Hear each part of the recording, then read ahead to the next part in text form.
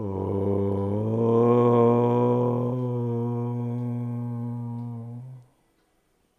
നമസ്തേ. അധ്യാത്മ രാമായണത്തിൽ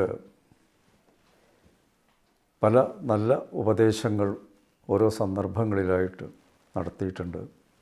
ശ്രീരാമനും അതുപോലെ മറ്റുള്ള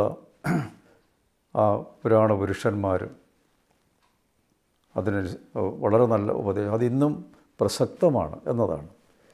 ത്രേതായുഗത്തിലാണ് സംഭവം നടക്കുന്നത്. പക്ഷെ അന്നത്തെ ആ കാലഘട്ടത്തിലുള്ള ഉപദേശങ്ങൾക്ക് ഇന്നും പ്രസക്തിയുണ്ട് എന്ന് പറയുമ്പോൾ പുരാണം ഒരിക്കലും പഴയതാവുന്നില്ല എന്നാണ് നമ്മൾ മനസ്സിലാക്കേണ്ടത്.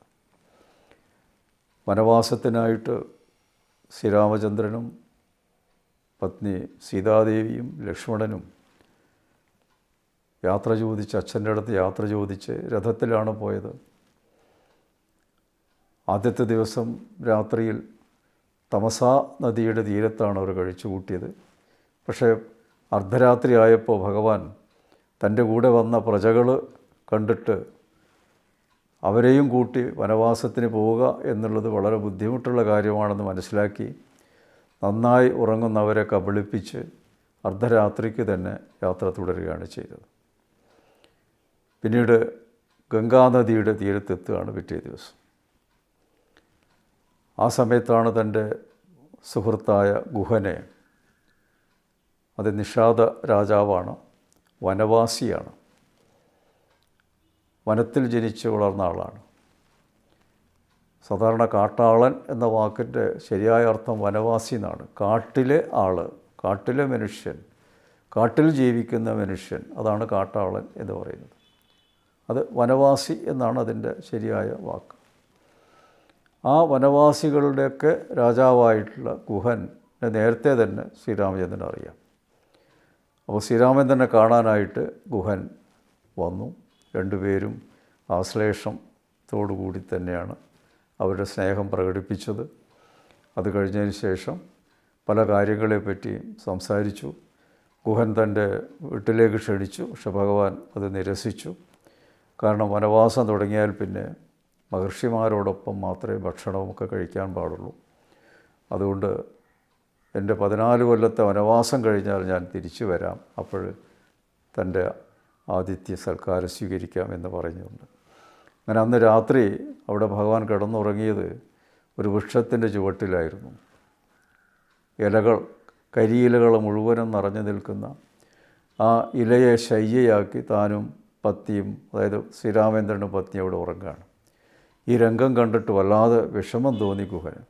ഗുഹൻ പറയാണ്, സ്വർണ്ണക്കിടക്കയിൽ കിടന്ന് അന്തഃപുരത്തിൽ എല്ലാവിധ സുഖസൗകര്യങ്ങളോടുകൂടി ഉറങ്ങേണ്ട ഈ ദമ്പതികൾക്ക് എന്താ ഇങ്ങനെ ഒരു യോഗമുണ്ടായത്? അത് വല്ലാതൊരു സങ്കടം തന്നെയാണ് എന്ന് അദ്ദേഹം പറഞ്ഞപ്പോൾ ലക്ഷ്മണൻ സമാധാനിപ്പിക്കുന്നുണ്ട്. അതും വളരെ പ്രത്യേകമായ വാക്കുകൾ ഉപയോഗിച്ചുകൊണ്ടാണ് ഗുഹനെ സമാധാനിപ്പിക്കുന്നത്. അത് എഴുത്തച്ഛൻ വളരെ ഭംഗിയായിട്ട് രാമായണത്തിൽ രേഖപ്പെടുത്തിയിട്ടുണ്ട്. ഭോഗത്തിനായിക്കൊണ്ട് കാമിക്കയും വേണ്ട, ഭോഗം വിധികൃതം വർജിക്കയും വേണ്ട. അത് ശ്രദ്ധിക്കപ്പെടേണ്ട ഒരു വലിയൊരു ഉപദേശമാണ്. നമ്മളൊരിക്കലും ഭോഗസുഖങ്ങൾ അനുഭവിക്കാൻ വേണ്ടി കർമ്മം ചെയ്യരുത്. നമുക്ക് പ്രതിഫലം കിട്ടും, അതനുസരിച്ചുള്ള ലളിത ജീവിതമാണ് നമ്മൾ നയിക്കേണ്ടത്. ഏറ്റവും ഉയർന്ന തലത്തിലുള്ള ജീവിതം അത് അധികകാലം നിന്നൊന്നും വരില്ല. അത് വേറെ പല പ്രശ്നങ്ങളും ഉണ്ടാക്കും. അതുകൊണ്ട് നമ്മുടെ ലക്ഷ്യം നല്ല കർമ്മങ്ങൾ ചെയ്യുക. അതിൽ നിന്ന് എന്തെങ്കിലും യാദൃച്ഛികമായിട്ട് നമുക്ക് സുഖ സൗകര്യങ്ങൾ ലഭിക്കുകയാണെങ്കിൽ അത് ഉപേക്ഷിക്കുകയും വേണ്ട എന്നാണ് പറഞ്ഞത്. അല്ലാതെ സുഖസൗകര്യങ്ങൾക്ക് വേണ്ടി മാത്രം പ്രവർത്തിക്കുകയും ജീവിക്കുകയും ചെയ്യരുത്.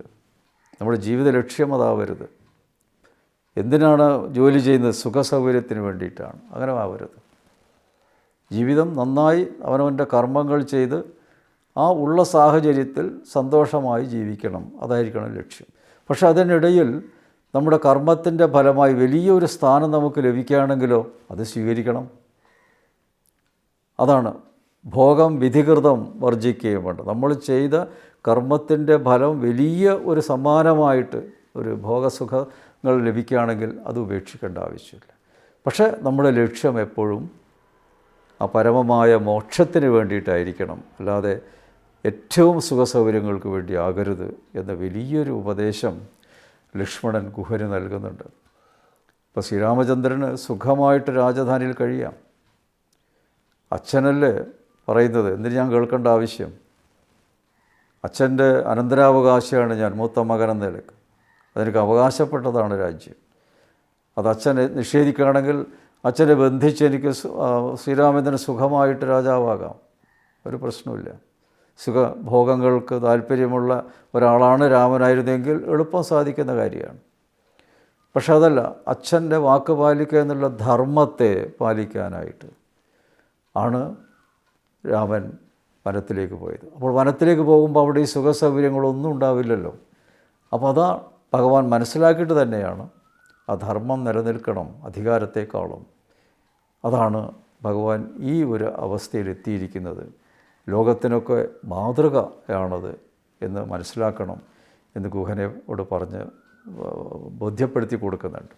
ഇപ്പോൾ നമ്മുടെ കുട്ടികളൊക്കെ പഠിപ്പിക്കുമ്പോൾ ഏറ്റവും ഉയർന്ന ജോലി കിട്ടി ഏറ്റവും സുഖ സൗകര്യങ്ങളോട് ജീവിക്കണം എന്ന സന്ദേശമല്ല മാതാപിതാക്കൾ നൽകേണ്ടത്. കാരണം ഏറ്റവും സുഖ സൗകര്യങ്ങൾ ലഭിക്കണം എന്നുള്ളത് ആ കുട്ടികളുടെ മനസ്സിൽ തറച്ചു നിന്ന് കഴിഞ്ഞാൽ നിർഭാഗ്യം കൊണ്ട് അവർക്ക് ജോലി ചെയ്ത് ആ ഒരു അവസ്ഥയിലേക്ക് എത്താൻ പറ്റിയില്ലെങ്കിൽ അവർ വളഞ്ഞ വഴിയിലൂടെയായിരിക്കും ആ ഭോഗസുഖത്തിന് വേണ്ടിയിട്ട് ശ്രമിക്കുക. അതിലവരെന്ത് തെറ്റ് ചെയ്യുന്നതിന് അവർക്ക് മടിയുണ്ടാവില്ല. അതാണ് പരമമായ ലക്ഷ്യം. ജീവിതത്തിൻ്റെ ആത്മസാക്ഷാത്കാരമാണ്. എവിടെ നിന്നാണോ നമ്മൾ വന്നത് അവിടത്തേക്ക് തന്നെ ലയിക്കുക എന്നുള്ളതാണ്. അതിന് നമ്മൾ സൽക്കർമ്മ നിരതരായിരിക്കണം, നല്ല കർമ്മങ്ങൾ ചെയ്യണം, മറ്റുള്ളവരെ സഹായിക്കണം. മാനവസേവ, മാധവസേവ എന്ന നിലയിൽ നമ്മൾ കൊണ്ടു നടക്കണം. അങ്ങനെ സേവനം ചെയ്ത് വരുമ്പോൾ നമുക്ക് എന്തെങ്കിലും വലിയൊരു പദവിയോ സ്ഥാനമോ ലഭിക്കുകയാണെങ്കിൽ അതും നമ്മൾ സ്വീകരിച്ച്, പക്ഷേ അതിലൊന്നും അഹങ്കരിക്കാതെ, അതിലൊന്നും ധാർഷ്ട്യം കാണിക്കാതെ ജനസേവനവും സാമൂഹ്യ സേവനം ചെയ്യുക എന്നതായിരിക്കണം മനുഷ്യൻ ലക്ഷ്യം എന്ന വലിയൊരു തത്വമാണ് അവിടെ ലക്ഷ്മണൻ ഗുഹന് ഉപദേശിച്ചു കൊടുക്കുന്നത്. നമസ്തേ.